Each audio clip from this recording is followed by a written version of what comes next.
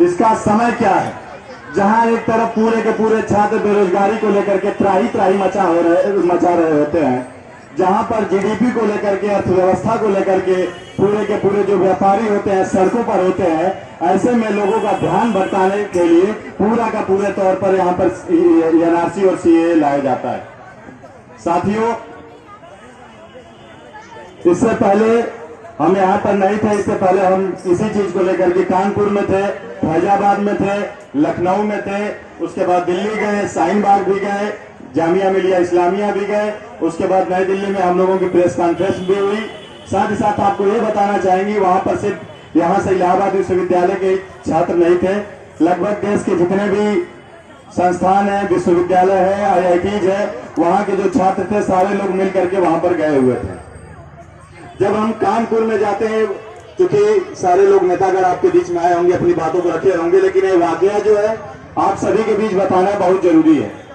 जब हम कानपुर में जाते हैं तो 20 तारीख के दिन जो जुम्मे की नमाज रहती है, जुम्मे की नमाज के बाद वहां पर बाबूपुरवा है और वहीं पर ईदगाह है, ईदगाह में ही वहां पर नमाज हो रही होती है। लगभग 1300 से 1500 के बीच वहां के जो नमाजी रहते हैं नमाज अदा करके बाहर निकलते हैं, और उसके बाद जो वहाँ के जो युवा लड़के रहते हैं, जो नौजवान रहते हैं, लगभग 15-20 की संख्या में वहां पर अपना विरोध दर्ज कराने लगते हैं। जिस प्रकार से यहाँ पर भी जो युवा थे सारे लोग अपना विरोध दर्ज करा रहे होते हैं, उस तरह वहां भी जो युवा रहते हैं अपना विरोध दर्ज करा रहे होते हैं। और ऐसे में ही वहां के जो पुलिस चौकी इंचार्ज रहते हैं, अनूप कुमार सिंह नाम उनका होता है, जो कि हम लोग फैक्ट फाइंडिंग टीम में गए थे, तो उसका पूरा विवरण था हमारे पास। तो वो वहां पर जाकर के गाली गलौज करना शुरू करते हैं, उत्तेजक शब्द इस्तेमाल करते हैं, जहां से आए हो वहां पर भेज देंगे, पाकिस्तान भेज देंगे, इस प्रकार के वो वर्डिंग यूज करते हैं। हालांकि बीच बचाव में भी जो उनके गार्जियंस रहते हैं वह बीच बचाव में आते हैं और लड़कों को वहां से आगे ले जाते हैं। इस मौके का फायदा उठा करके जो पुलिस चौकी का इंचार्ज होता है, बगल के जो थाने के सीओ रहते हैं, वहां के सीओ रहते हैं, इंस्पेक्टर रहते हैं, सारे लोगों को बुला लेता है। और इसी में जो लोग बीच बचाव करने वाले रहते हैं, बीच के ही लड़के सीधे बोलने लगते हैं कि तुम उनसे मिले हुए हो, तुम पुलिस के दलाल हो, जो कि वाकई आमतौर पर होता है।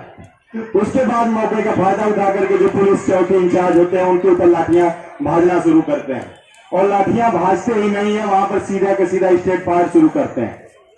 साथियों, सवाल यह सबसे बड़ा है कि जहां कहीं भी आंदोलन होता है, और ऐसे पहले भी आंदोलन होते आए हुए हैं, जब 20 से 25 जो नौजवान होते हैं जब नारेबाजी कर रहे होते हैं, यहाँ आंदोलन की शक्ल में होते हैं, तो सबसे पहले उनको चेतावनी दी जाती है, सबसे उसके बाद उनके ऊपर या तो लाठीचार्ज होता है या तो पानी की बौछारें मारी जाती हैं। यह कौन सा आपको नियम कानून मिल जाता है साहब कि आप सीधे किसी स्टेट फायर लोगों के ऊपर करते हैं? और ऐसे में 3 लोगों की वहां पर तत्काल मृत्यु होती है, 24 लोगों को गोलियां लगी हुई है, लगभग 150 के ऊपर जो लोग है वह घायल है, 50 के ऊपर ज्ञात एफआईआर है, और लगभग 15,500 लोगों को अज्ञात वहां पर नामजद किया गया है। साथियों, बताने का मतलब यह है कि आप देख सकते हैं आप इलाहाबाद में है, यहाँ पर आप महफूज है, लेकिन आप उनके बारे में यदि आप सोचते हैं कि जो ग्रामीण इलाकों में या जो सुदूर क्षेत्र के इलाकों में जहां पर मीडिया नहीं पहुंच पाता है, उनके साथ किस प्रकार से दमनात्मक कार्रवाइयां की जाती हैं, वहां पर जो गोलियां चलती हैं और जो 3 लोगों की मृत्यु होती है, हम उनके परिवार में भी मिलने जाते हैं। एक लोग का नाम होता है आफ्ताब आलम, एक लोगों का नाम होता है मोहम्मद सैफ, एक लोगों का नाम होता है मोहम्मद रईस।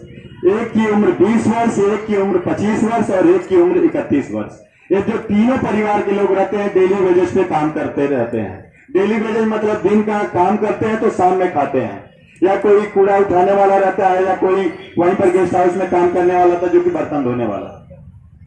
इसमें जो मोहम्मद सैफ होते हैं, मोहम्मद सैफ अपने बड़े भाई को खाना पहुंचाने गए होते हैं। उनके जो बड़े भाई रहते हैं, मोहम्मद तकी नाम उनका रहता है, वो वहां पर टायर बनाने का काम करते हैं, वो खाना उनको पहुंचाने गए होते हैं, उसके बाद खाना पहुंचा करके साइकिल से आ रहे होते हैं। जब साइकिल से आ रहे होते हैं वहां पर लड़के आंदोलन करते हैं, तो वहीं साइकिल खड़ा कर करके जाने लगते हैं, और इस दौरान उनको गोली लगती है। तो सबसे बड़ा सवाल है कि वह जो व्यक्ति अपने भाई को खाना पहुंचाने जा रहा था, उसका वहां पर क्या कसूर था कि आप उसको सीधे तौर पर गोली मारते हो। आजीविका का जो संकट है उनके ऊपर पूरा का पूरा आ चुका है। आफ्ताब आलम नाम का बालक रहता है, 20 वर्ष उसकी मात्र उम्र रहती है, पिताजी उनके जीवित नहीं है। वहां पर गए रहते हैं अपने पिताजी की मजार पर, लगभग जुम्मे का दिन रहता है तो वहां पर गए रहते हैं, जो भी चीजें रहती है उसके बाद वहां से वह आ रहे होते हैं और जो लड़के आंदोलन कर रहे होते हैं उन्हीं के बीच में शामिल हो जाते। वह 20 वर्ष का जो नवयुवक था, उनके हम माताजी से मिले। उनके जब हम लोग माताजी से बातचीत कर रहे थे, उनकी माताजी के अभी भी शब्द हमको याद है। अभी भी हम रह करके हमारे दिमाग में वह चीजें आ जाती, क्योंकि हम लोग पहली बार उस तरह के अनुभव ले रहे होते हैं। उनकी माताजी का क्या नाम रहता, बेटा तुम्हारी तरह हमारा भी बेटा था, वह तो जिम जाता था, बहुत अच्छा था, बहुत सुंदर था, लेकिन हमारे बीच नहीं रहा। साथियों, हमारे पास जवाब नहीं रहता कि हम उनका क्या जवाब दें। इस प्रकार की वहां पर विभत्स घटनाएं होती हैं। मोहम्मद रईस रहते हैं, उनके पिताजी की उम्र लगभग 82 वर्ष हो चुकी है। परिवार का इकलौता वह व्यक्ति सहारा रहता है जो कि अपने माता पिता का ध्यान रखता है। और उनके आप घर जाकर के देखोगे तो घर लगभग 10 बाई 10 का कमरा होता है। उसमें से एक जो लोग रहते हैं वह किराए के मकान पर रहते हैं। तो उनकी जो है पता चले छत टपक रही है तो यदि जाड़े का समय है तो जो सीधी हवाएं उनके घरों में प्रवेश करती हैं। एक माता रहते हैं, एक पिता रहते हैं और इकलौता बच्चा रहता है जो कि अपने माता पिता की रखवाली करता है। वहीं ईदगाह के बगल में गेस्ट हाउस रहता है, वहां पर शादी हो रही होती है। तो मोहम्मद रईस वहां पर जो शादी की जो गेस्ट हाउस रहती है वहां पर बर्तन धोने का काम करते हैं। वहीं पे बगल में टंकी रहती है पानी की और जाकर के वहां पर बर्तन धो रहे होते हैं। साथियों, जैसे ही वह बर्तन धो रहे होते हैं तभी यहां से गोलियां चलना शुरू होती हैं। उस व्यक्ति के अंदर यह डर रहता है कि यदि मैं बर्तन यहां से वहां पहुंचा नहीं पाऊंगा, यदि एक भी बर्तन टूट जाते हैं तो मेरी नौकरी से मेरे पैसे काटे जाएंगे जो 100-200 रुपए मैं कमा रहा होता हूं। आजीविका का संकट रहता है। वह व्यक्ति प्लेटों को धुल करके लेकर के भागता है गेस्ट हाउस की तरफ। तभी वो उसी समय उस व्यक्ति को गोली लगती है और वहीं पर वह मूर्छित होकर के गिर जाता है। तो साथियों, आप सोच सकते हैं कि किस प्रकार से दमनात्मक किया जा रहा है। बात यहीं पर खत्म नहीं होती है। वहां के जो लोग रहते हैं उनको जान पहचान उनकी रहती है तो उनको उठा करके उनके परिवार में लेकर के जाते हैं। वह बूढ़ा पिता जो कि 82 वर्ष की उम्र का हो रहा होता है, जिसका स्वास्थ्य नहीं ठीक रहता है, वहां के एक निजी अस्पताल में ले जाते हैं। वहां पर निजी अस्पताल जिसका नाम सज्जन अस्पताल रहता है। सज्जन अस्पताल के जो डॉक्टर और नर्स आते हैं उनका क्या नाम रहता है कि यह रबर की गोली हो सकती है, क्योंकि आमतौर पर जो आंदोलन होते हैं उसमें रबर की गोलियां यूज की जाती हैं। किसी को यह वाकया पता नहीं रहता है। ये जो बाबा है इसकी पुलिस जो है वह सीधे तौर पर गोली मार रही होती है। वह रबर की पुलिस को सोच करके उसके ऊपर पट्टी लगाते हैं, जबकि जो उसका पीड़ा रहता है वह असहनीय रहता है। उनके पास कोई संसाधन नहीं रहता है कि उस बच्चे को ले जाकर के वहां के जो जिला अस्पताल हैलट है कानपुर में, वहां पर जाकर के भर्ती करा सके। वह जो पिता था, यदि वह उसका सीधा क्या नाम था, बेटा यदि मेरा स्वास्थ्य ठीक रहता तो मैं अपने पीठ पर लाद कर ले जा सकता था, लेकिन मेरा स्वाद भी साथ नहीं दिया। साथियों, उसके बाद सुबह 10 बजे जब उनके इलाके के लोग आते हैं तो जिला अस्पताल हैलट ले जाया जाता है। जिला अस्पताल हैलट में लगभग उनकी 5 बजे मृत्यु हो जाती है। लेकिन जो पुलिस रहती है, जो वहां का डॉक्टर का जो खेमा रहता है, पहले इलाज करने से मना करता है, पहले वो इलाज नहीं करता है। क्या हम उसी देश में जी रहे हैं जिसकी समरसता को यहाँ पर बनाए रखने में लगभग 60 वर्ष बीत गए रहते हैं। ये वर्तमान समय का दौर है जब डॉक्टर वहां पर मना करता है कि हम इलाज नहीं कर पाएंगे। हालांकि लोगों के दबाव में वह इलाज तो करता है, लेकिन हमारे बीच मोहम्मद रईस नहीं रहते हैं। रात में 11 बजे के समय उनके द्वारा बोला जाता है, डॉक्टर महकमे के द्वारा, कि आपका बच्चा जो है अब जीवित नहीं रहा। उसके बाद जो पुलिस रहती है उनके ऊपर जबरदस्ती करती है कि तुमको 1 घंटे के अंदर जो यहाँ का नजदीकी कब्रिस्तान है यहीं पर दफनाना होगा। हालांकि उनके पिता द्वारा आग्रह किया जाता है कि कम से कम इसकी जो बीवी है वह तो आ जाए, कम से कम जो हमारे रिश्तेदार हैं वह तो आ जाए, कम से कम जो हमारे जान पहचान वाले जो हमारे दुख दर्द में खड़े रहते हैं वह तो आ जाए। लेकिन पुलिस द्वारा वहां पर दमनात्मक तौर पर बोला जाता है कि तुम्हें यहीं पे दफनाना होगा। जब वहां के सारे लोग वहां पर एकत्रित होते हैं तब उठा करके लेकर के जाते हैं, फिर अगले दिन उनका दाह संस्कार होता है। साथियों, सवाल यह नहीं है कि हम आंदोलन कर रहे हैं, सवाल यह है कि हमारा जो देश है, क्या हम सन 47 में आजाद हुए थे और आकर के वर्तमान समय जो है 2020 का है? क्या इस प्रकार से जो पुलिस है उसके अंदर कम्युनल वे घुस गया है?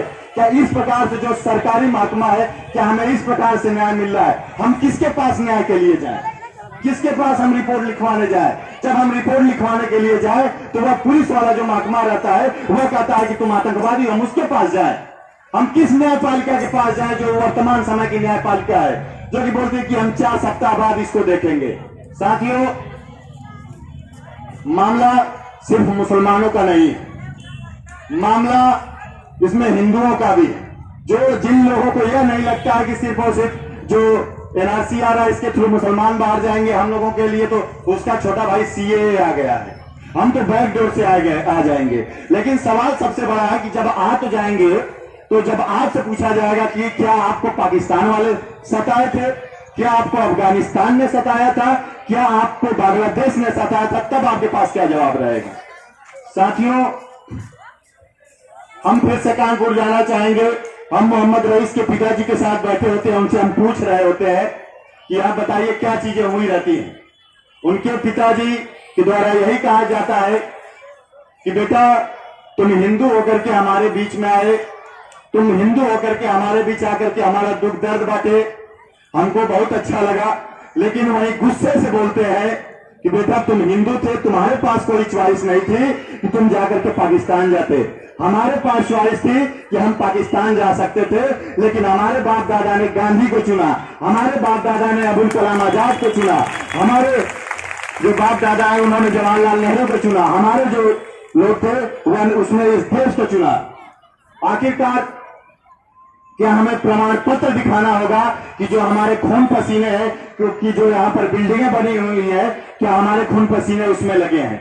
जो यहाँ पर न्यायपालिका कार्य कर रही है, या जो यहाँ पर पुलिस महकमा कार्य कर रहा है, या जो यहाँ के आईएएस हैं, जो यहाँ के बिजनेसमैन है, क्या उसमें हमारा खून पसीना नहीं लगा होता है कि हमारे साथ वर्तमान समय में 2 दर्जे का व्यवहार किया जाता है?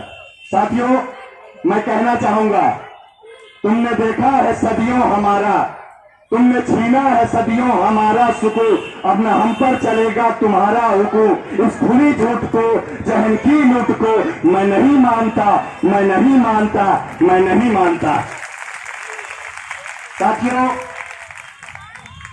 यह वह स्थल है, यह वह इलाहाबाद स्थान है जिसको बोला जाता है कि गंगा और जमुना का संगम होता है, और यहीं से गंगा और जमुनी की जो तहजीब है यहीं से निकलती है।